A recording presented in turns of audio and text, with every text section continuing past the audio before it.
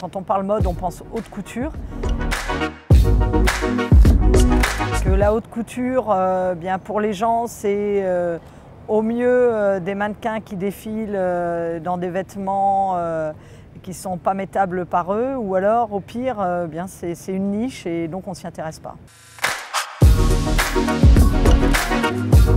Le rayonnement de la France est porté par l'image de notre président, un président qui est énormément tourné vers les entreprises. Et puis dans ce cadre, je pense qu'il serait bien que le président emmène parfois des entreprises de la mode avec lui quand il part à l'étranger, comme il le fait pour les autres entreprises de France.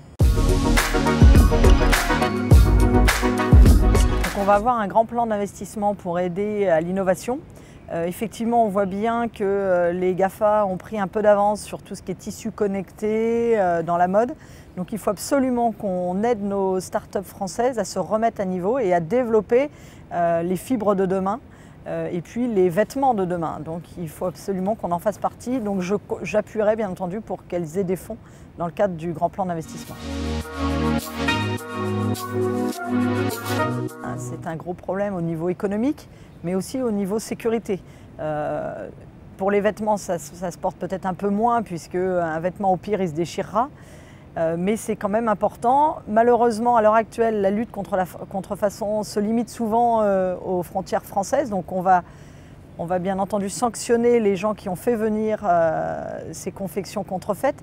Par contre, on a très peu de sanctions vis-à-vis des pays qui les fabriquent. Et donc là, il faut vraiment que ce soit, à mon avis, une politique portée au niveau européen. Et donc je pense que les élections européennes l'année prochaine seront un bon vecteur pour parler de cette contrefaçon.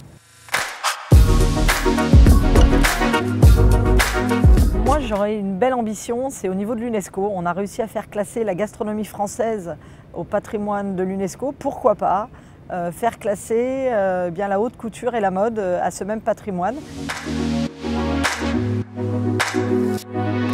Ça peut être intéressant de constituer un groupe d'études au niveau de l'Assemblée nationale. Après, il faut qu'on ait un but à ce groupe d'études. Donc si c'est pour bien dialoguer avec les autres pays, pour lutter contre la contrefaçon, pour regarder comment on peut encadrer les concurrences avec les GAFA, ça peut être intéressant et effectivement, je pense que ça peut être une bonne idée.